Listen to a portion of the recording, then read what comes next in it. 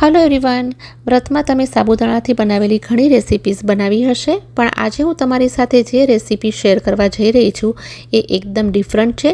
સાબુદાણાની sandwich બનાવશું। ના આમાં વધારે ઘી કે તેલનો ઉપયોગ છે કે ના તો ડીપ ફ્રાઈડ છે। બહુ જ ઓછી વસ્તુઓથી જલ્દીથી બની જાય છે। બાળકોથી લઈ અને મોટા બધાને જ બહુ પસંદ આવશે। એક જ બેટરમાંથી તમને બે ટાઈપની રેસિપી દેખાડીશ। તો ચલો આ સિમ્પલ અને મજેદાર રેસિપી બનાવવાનું શરૂ કરીએ। વ્રતની સેન્ડવિચ બનાવવા માટે એક મિક્સિંગ બાઉલમાં લેશું બે મોટા બટેટાને બાફી અને એની સ્કિનને નીકાળી લીધી છે। જ્યારે બટેટા ઠંડા થઈ જાય ત્યાર પછી એને મેશ કરી લેશું। ગરમ બટેટાનો ઉપયોગ નથી કરવાનો, તો મેશરથી આ ઇઝીલી મેશ થઈ જશે। જો તમે બટેટા પસંદ ન કરતા હોય તો એની જગ્યાએ શક્કરિયાને પણ લઈ શકો છો, પણ હા એનો ટેસ્ટ થોડો જુદો આવશે। બટેટા સરસ રીતે મેશ કરી નાખ્યા છે। હવે ફ્લેવરના માટે ગ્રેટ કરેલું આદું એડ કરશું, લીલા મરચાં નાખશું, તીખાશ તમે તમારી રીતે એડ કરી શકો છો।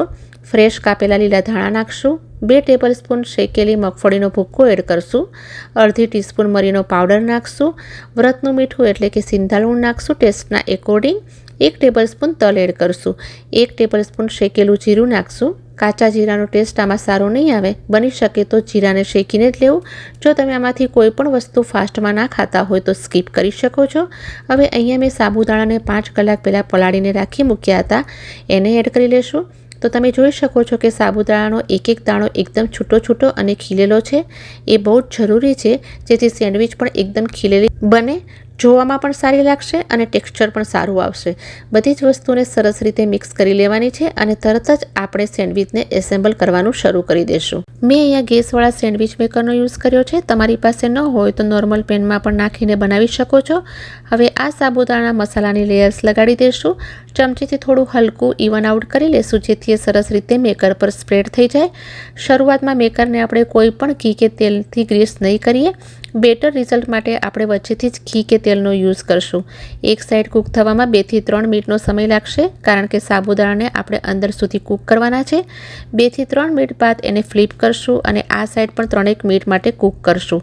ગેસની ફ્લેમને લો રાખશું અને હવે એની ઉપર ઘી લગાડશું। પહેલેથી જ ઘી નાખી દેશું તો ઘી છે એ બહાર ટપકવા માંડશે અને સાબુદાણાને કૂક થવામાં પણ વાર લાગશે। પછીથી ઘી લગાડશું તો એ વધારે ક્રિસ્પી બનશે। 2 થી 3 મિનિટ માટે કૂક કરી લીધું છે અને એ જ રીતે બીજી સાઈડ પર પણ ઘી લગાડી લીધું છે।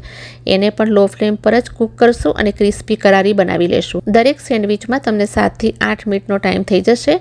8 મિનિટ પછી એકદમ અમેઝિંગ સેન્ડવિચ મળશે કે જે ડિફરન્ટ ટેસ્ટ કરશે। સાબુદાણા વડાથી ક્રિસ્પી પણ છે અને અંદરથી એકદમ સુપર સોફ્ટ। આ જે સેન્ડવિચ છે એ ચટણી વગર પણ બહુ સરસ લાગે છે, પણ આપણે ઝડપથી રેડી થઈ જાય એવી એક ચટણી રેડી કરી લઈએ। બાઉલમાં 2 ટેબલસ્પૂન દહીં લેશું, એકદમ સરસ રીતે વિસ્ક કરી લેશું અને એમાં એડ કરશું શેકેલી મગફળીનો પાવડર, સિંધાલુણ ટેસ્ટના એકોર્ડિંગ અને લાલ મરચાંનો પાવડર નાખશું। લાસ્ટમાં શેકેલું જીરું અથવા તો જીરાનો પાવડર ગમે તે એડ કરી લો અને સરસ રીતે મિક્સ કરી લેશું। તો અહીંયા આપણી ચટણી તૈયાર થઈ ગઈ છે।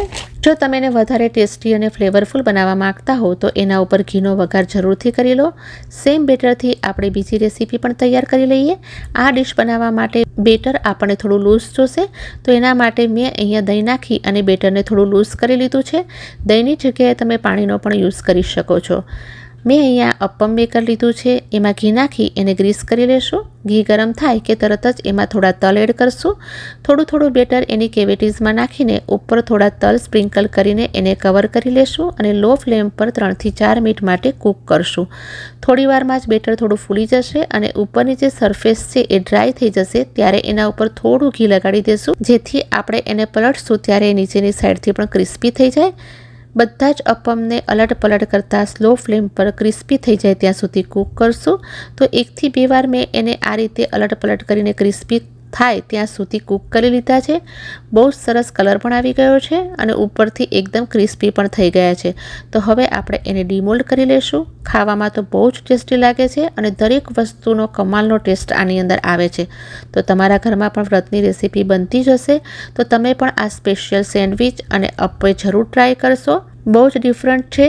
સાથે આ ક્વિક દહીંની ચટણી પણ બનાવીને જોજો, બધાને બહુ જ પસંદ આવશે। તો તમને આ મારો વિડીયો પસંદ આવ્યો હોય તો પ્લીઝ વિડીયોને એક લાઇક સાથે શેર અને સબસ્ક્રાઈબ કરવાનું બિલકુલ ના ભૂલશો।